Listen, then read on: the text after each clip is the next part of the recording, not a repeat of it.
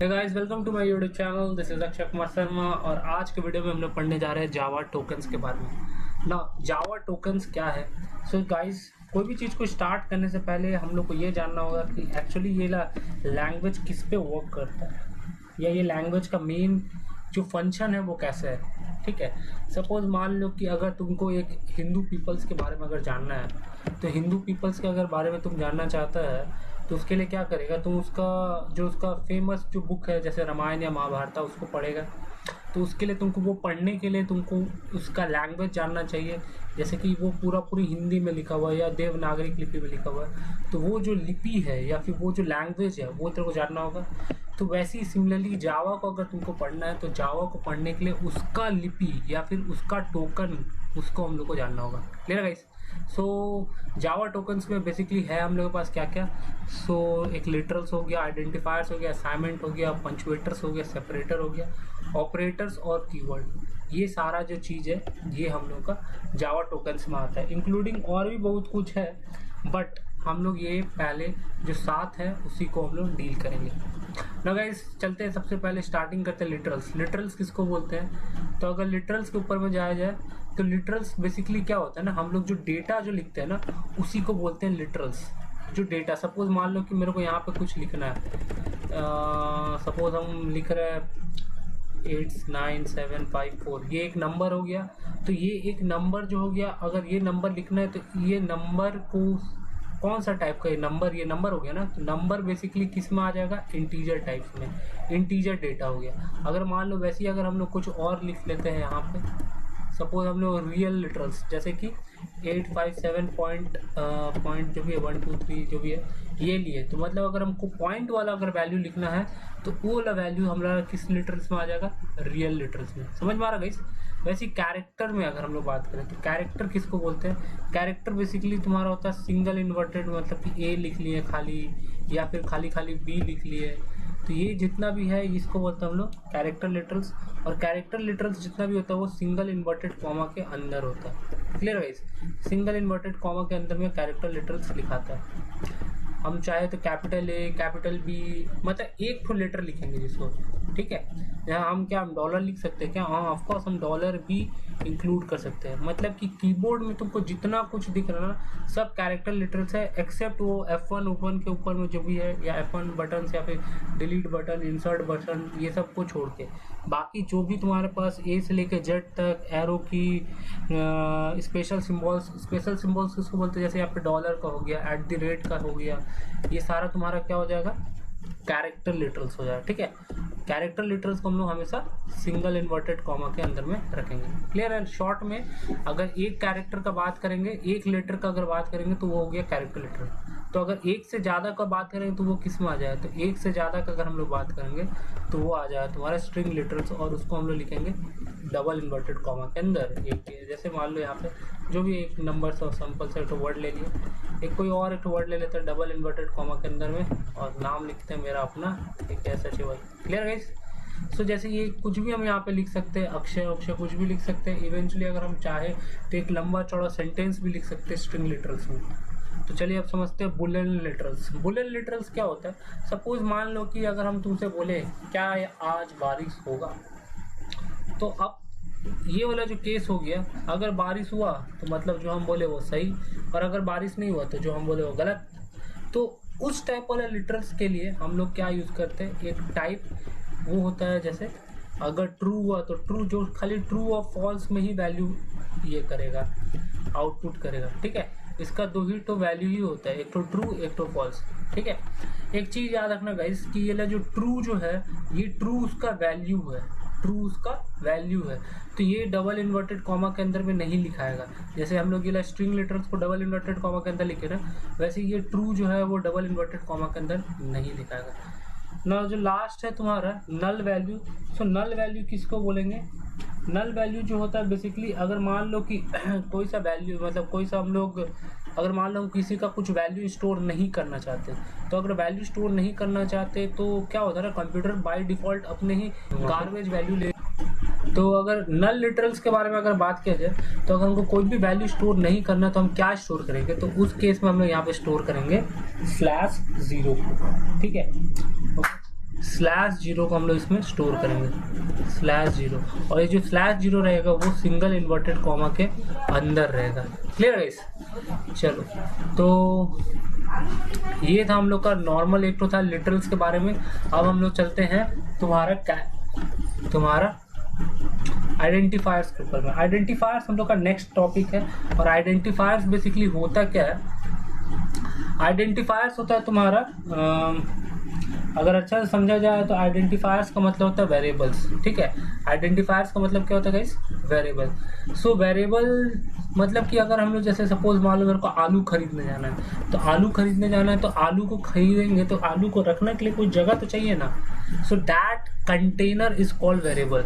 Suppose मान लो जैसे मेरे पास ये लिटरल्स आ गया, जैसे 89574 ये लिटरल्स मेरे पास आ गया, तो इसको रखने के लिए कोई एक वेरिएबल चाहिए ना। तो इसको रखने के लिए जो हम लोग वेरिएबल लेंगे उसी को हम लोग बोलते हैं, या इसको रखने के लिए जो हम लोग झोला लेंगे वेरिएबल्स। तो ये वेरिएबल्स को हम लोग डील करते हैं, उसी को हम लोग आइडेंटिफायर्स बोलते हैं। सो इसका सिंटेक्स बेसिकली कैसा होता है? Data type, space and then variable का नेम, जो भी नाम होगा वो। जैसे एग्जांपल के तौर पे यहाँ पे लिया गया है कि अगर मेरा इंटीजर टाइप रहेगा, अगर मेरा इंटीजर टाइप अगर डेटा रहा तो उसके लिए हम लोग यूज़ करेंगे इंट। ठीक है, इंट स्पेस एम। अगर मान लो फ्लोट टाइप रहा तो पी क्यू आर एस इस लाइक टाइप। और तो हम लोग हर टाइप का हम लोग यहाँ पे एक एक को डील करके देख लेते हैं। सपोज हम लोग मान लो इंटीजर टाइप में चाहिए तो I N T A equals to हम लोग 5 लिख लिए। मतलब ये यहाँ पे जो आई एन टी है ये क्या हुआ? ये हो गया उसका डेटा टाइप। ये एक अलग सेक्शन है गाइस, तो इसको हम लोग बाद में अच्छे से डील करेंगे। हम लोग अभी फिलहाल वेरिएबल के बारे में डील करते हैं। मतलब यहाँ पे सबसे पहले हम लोग क्या किए? ए इक्वल्स टू 5 लिख लिया। ठीक है, ये जो ए इक्वल्स टू 5 इसको थोड़ा सा बड़ा कर देते हैं। ए इज इक्वल टू 5, तो इसका मतलब क्या है? ए एक तो कंटेनर बन गया। ए एक कंटेनर बन गया जिसके अंदर में क्या हो रहा है? ये 5 जाके स्टोर हो जा रहा है। क्लियर है? ए एक कंटेनर जिसमें 5 जाके क्या हो रहा है? स्टोर हो जा रहा है। वैसे ही अगर हम लोग बात करेंगे, कोई दूसरा नाम ले लेते हैं अब हम लोग। सपोज मान लो मेरे को एक रियल टाइप ऑफ वेरिएबल चाहिए, तो रियल टाइप किसको बोलते हैं? जिसमें पॉइंट आता है। बी इक्वल्स टू हम लोग ले रहे हैं 587.12। तो अगर हमको ये लेना है 587.812, तो ये भी, इसको भी रखने के लिए हम एक तो क्या कर लिए? वेरिएबल ले लिए। गाइस याद रखो कि वेरिएबल हम लोग कोई सा भी तरीका से ले सकते हैं, किसी को भी वेरिएबल ले सकते हैं, एक्सेप्ट वो क्या नहीं होना चाहिए? एक्सेप्ट वो कीवर्ड्स नहीं होना चाहिए। कीवर्ड्स किसको बोलते हैं गाइस? सो कीवर्ड्स होता है तुम्हारा बेसिकली ये सब जो होता है कीवर्ड्स, ये होता है तुम्हारा रिजर्व वर्ड। जावा में बहुत सारा वर्ड्स होता है जो रिजर्व रखा गया है, जिसको हम लोग यूज़ नहीं कर सकते किसी दूसरा के लिए, तो उसको हम लोग बोलते हैं रिजर्व वर्ड्स को ही हम लोग बोलते हैं कीवर्ड्स। ठीक है, जैसे कि अगर हम लोग जावा को अगर देखें तो लेट्स चलो एक बार जावा को दिखाते हैं, एक प्रोग्राम निकाल के देखते हैं कोई तो जावा को। तो यहाँ पे अगर हम लोग जावा का कोई सा भी तो प्रोग्राम देख लेते हैं, सपोज मान लो एसएससी करके तो प्रोग्राम देख लेते हैं। तो देखो गाइस यहाँ पे क्या दिखाई दे रहा है, जैसे यहाँ पे इंपोर्ट वर्ड हो गया, जावा वर्ड हो गया, या फिर क्लास यहाँ पे वर्ड हो जा रहा है। तो ये सब जितना भी वर्ड सब है ना, ये कीवर्ड्स है। इसको हम लोग दोबारा से यूज़ नहीं कर सकते as a variable name. Clear है? इसको हम लोग वेरिएबल नेम से यूज़ नहीं कर सकते। तो आओ चलो हम लोग इस में देख लेते हैं हम लोग कौन कौन सा टाइप को हम लोग वेरिएबल ले सकते हैं।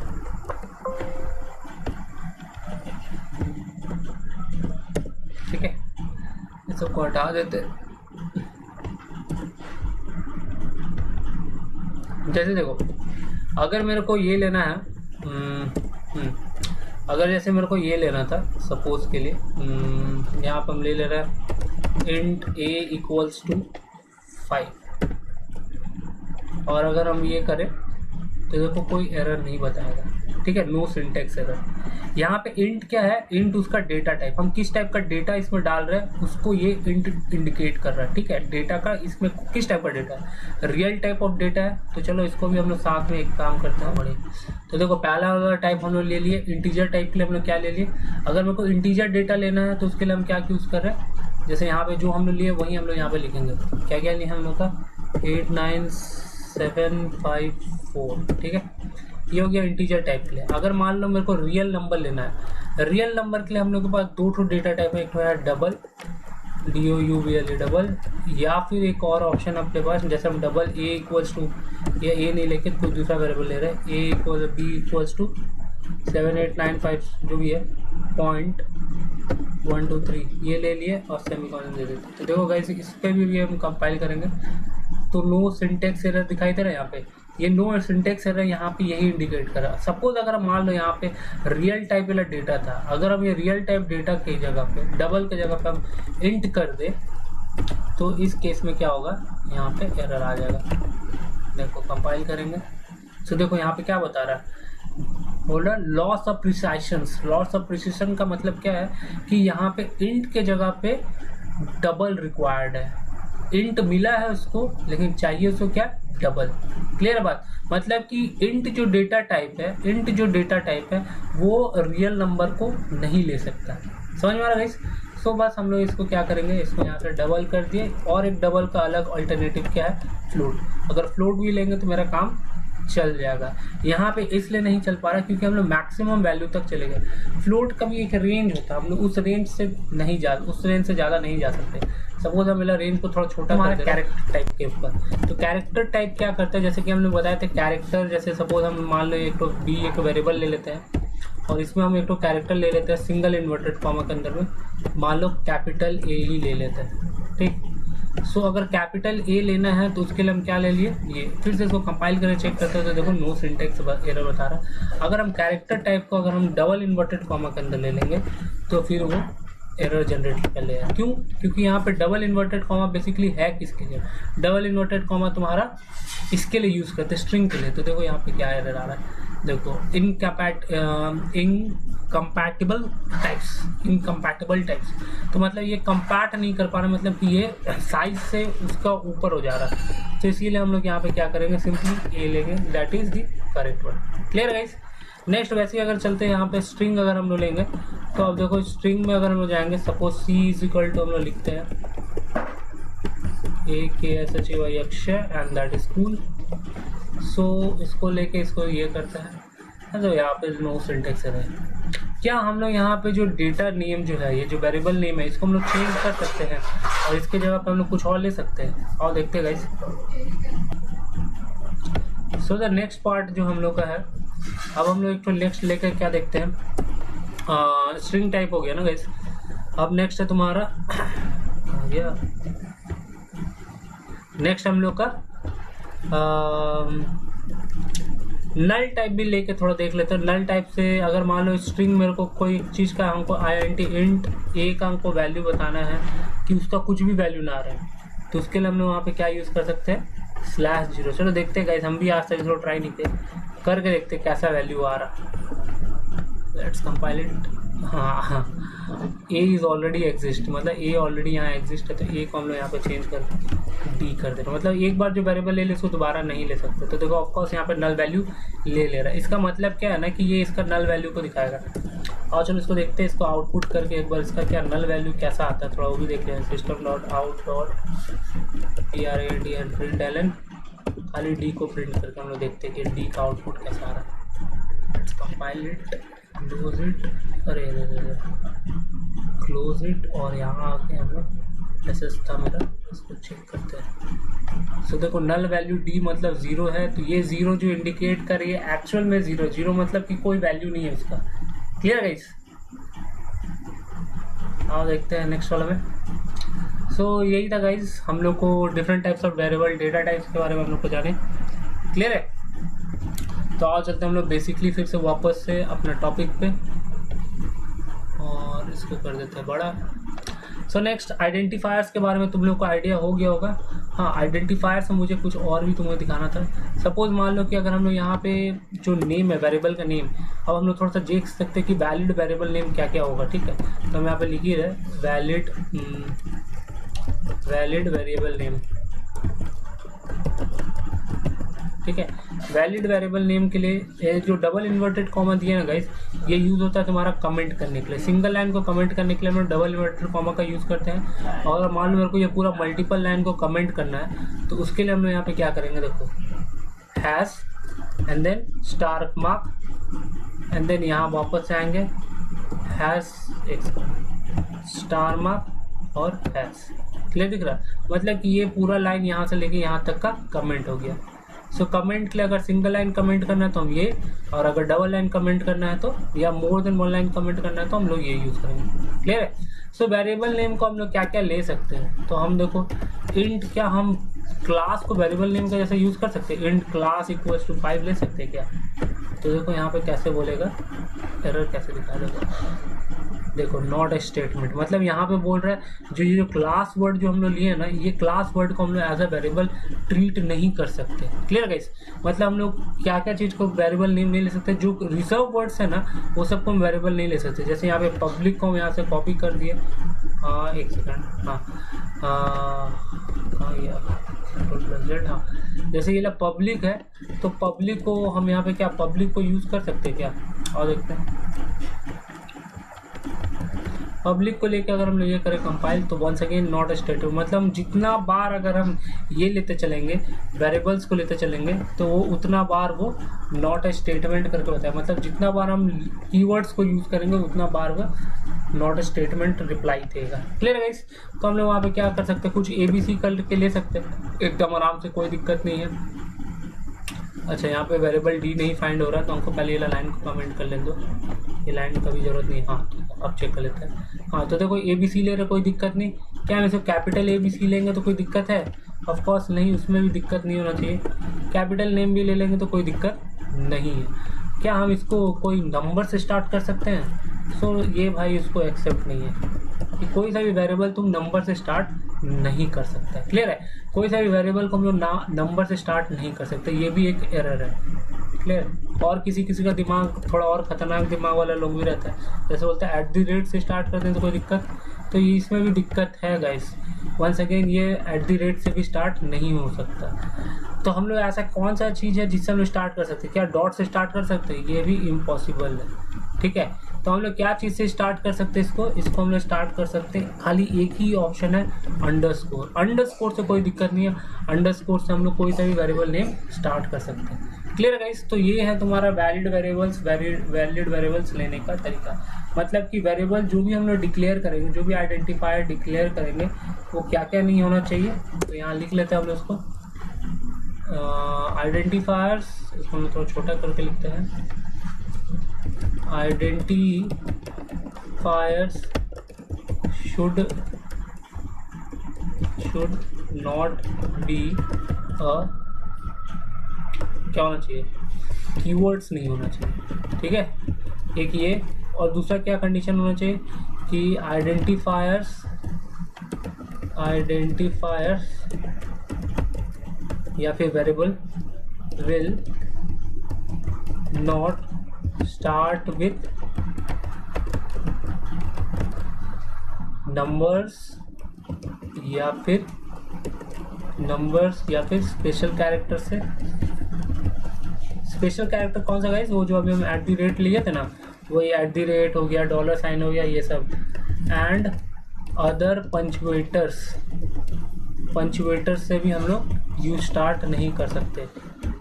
ठीक है, पंचुएटर्स को से भी कॉलन ये वो उससे नहीं स्टार्ट कर सकते। बट क्या एक्सेप्टेबल है? बट क्या बोल सकते हैं हम लोग उसको? Underscore is acceptable. Underscore is acceptable. ठीक है,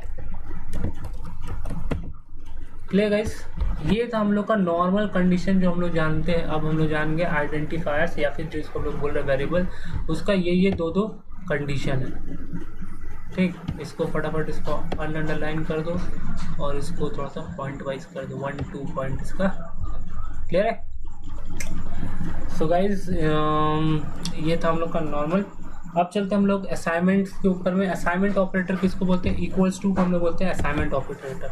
जैसे हम लोग यहाँ पे a = 5 या जैसे यहाँ पे p = 10 बोले हैं, तो ये p में 10 वैल्यू को कौन असाइन करा रहा है? ये इक्वल्स टू। क्लियर है? असाइनमेंट ऑपरेटर बेसिकली ये इक्वल्स टू का असाइनमेंट ऑपरेटर करते हैं। नाउ वेरिएबल इनिशियलाइजेशन करने का मेरे पास दो तरीका है, पहला तरीका और दूसरा तरीका, दोनों को हम लोग डील करते हैं। दो तरीका होता है वेरिएबल डिस्क्राइब करने का। अगर हम लोग इसको पहले थोड़ा सा ये वाला को यहाँ से उड़ा के हटाते हैं, तो पहला तरीका क्या है, हम इसको ये कर रहे हैं स्टैटिक। पहला तरीका है तुम्हारा स्टैटिक इनिशियलाइजेशन, और एक होता है तुम्हारा डायनेमिक इनिशियलाइजेशन। ठीक है, डायनेमिक इनिशियलाइजेशन। ठीक है, स्टैटिक इनिशियलाइजेशन क्या होता है और डायनेमिक इनिशियलाइजेशन क्या होता है। स्टैटिक मतलब हम डायरेक्ट जाके बोलेंगे इंट ए का वैल्यू तुम 5 रख लो, ठीक है, कॉमा बी का वैल्यू तुम क्या रख लो 10 रख लो। ये ला जो हम लोग इनिशियलाइज कर रहे हैं, मतलब हम लोग अपने से जाके एक वैल्यू दे रहे हैं उसको, बोला कि ये 5 या 10 जो भी है तुम रख लो, उसको हम लोग बोलते हैं स्टैटिक इनिशियलाइजेशन। अब हम चाहते हैं कि ये दोनों जो है, ये दोनों का सम होके मेरे को किसी में दिखाई दे, तो वो ये दोनों का जो सम होके हमको किसी और में दिखाई देगा ना, तो उसको हम लोग बोलते हैं डायनेमिक इनिशियलाइजेशन। सपोज मान लो हम एक और वेरिएबल ले लिए, उसका डेटा टाइप ले लिए int C equals to A plus B. अब ये क्या होगा ना, जैसे ये प्रोग्राम रन होगा ना, जैसे ये प्रोग्राम रन होगा तब जाके ये सी में वैल्यू स्टोर होगा। हम सी में कोई वैल्यू स्टोर किए हैं क्या? नहीं, सी में भी हम कोई वैल्यू स्टोर नहीं किए। ए और बी का अगर वैल्यू उसको मिलेगा तब जाके ये वो सी में स्टोर होगा, मतलब ये रन टाइम में जो स्टोर होगा ना उसको हम लोग बोलते हैं डायनेमिक इनिशियलाइजेशन। तो चलो इसको पहले रन आउट, मतलब इसको कंपाइल करके देखते हैं। तो कंपाइल करने के लिए पहले एक मैसेज पहले बाहर प्रिंट कर देते हैं, सिस्टम डॉट प्रिंटलन। ये सिस्टम डॉट प्रिंटलन कुछ नहीं है गाइस, ये तुम्हारा बेसिकली मैसेज प्रिंट करने के लिए यूज आता है, ठीक है। कंपाइल करते हैं, कोई एरर नहीं। मतलब मेरा यहाँ पे क्या आना क्या चाहिए था कि ये दोनों का सम करेंगे तो 15 आना चाहिए था, और अगर ये सी में स्टोर हो रहा मतलब डायनेमिकली ये स्टोर हो रहा है। चलो आ देखते हैं इसको। हाँ कंपाइल हो गया, तो इसको क्लोज करो, लेट्स चेक आउट। सो देखो यहाँ पे 15 आ रहा है गाइस। सो 15 आ रहा है, मतलब ये 15 किस में आ रहा है? सी में आ रहा है। चलो इसको हम लोग और एक तो काम करते हैं कि हम लोग को समझ नहीं आ रहा है किस में क्या आ रहा है, तो उसके लिए हम लोग क्या करेंगे, ये ला जो सिस्टम डॉट प्रिंटलन है ना, जिसमें मैसेज हम लोग प्रिंट डालने के लिए हम लोग डबल इन्वर्टेड कॉमा के अंदर में जो भी इधर को मैसेज लिखना है हम लोग लिख सकते हैं। सपोज हम बोलना चाहते हैं द वैल्यू, एक सेकंड, डबल इन्वर्टेड कॉमा के अंदर ही लिखना है, the value of C is, ठीक है, इक्वल्स टू, और ये जो भी है ये ला जो मैसेज है, ये मैसेज को, ये जो मैसेज है इसको किसके साथ में कनेक्ट करना है, ये सी वेरिएबल के साथ में। तो वो कनेक्ट करने के लिए हम लोग यहाँ पे कॉन्कैटिनेशन करने के लिए हम लोग प्लस साइन का यूज़ करते हैं। अब बहुत लोगों को पता नहीं होगा कि कॉन्कैटिनेशन क्या होता है। तो कॉन्कैटिनेशन का मतलब होता है कि ऐड करना या जोड़ना, ठीक है। तो हम लोग जोड़ते हैं कैसे, वही प्लस साइन से। तो बड़ी आसान बात है, वही जोड़ने के लिए हम लोग मैथमेटिक्स में भी प्लस साइन यूज़ करते हैं, और यहाँ पे भी प्लस साइन ही दिया हुआ है। Clear guys? तो चलो इसको कंपाइल करते हैं। सो अब यहाँ पे हम लोग का जो मैसेज आएगा वो बड़ी तगड़ा मैसेज आएगा कि value of C is plus, ऐसे करके आएगा मस्त वाला। चलो देखते हैं क्या मैसेज आया है। तो देखो the value of C is plus C is, वो जो प्लस था वो प्लस ऐड होने का काम हो गया, इसीलिए वहाँ से वो चला गया। और देखो जितना भी हम इन्वर्टेड कॉमा के अंदर लिखे वही यहाँ पे मैसेज बन के बाहर आया है। क्लियर है? तो यहाँ से मेरे को अच्छा लग रहा है कि सी का बता भी रहा है कि सी का जो वैल्यू था वो कितना है, 15 है। क्लियर है? तो ये जो हम लोग इस टाइप वाला जो डेटा जो हम लोग स्टोर कर रहे हैं, इस टाइप वाला इनिशियलाइजेशन जो कर रहे हैं, इसको बोलते हैं डायनेमिक इनिशियलाइजेशन। समझ में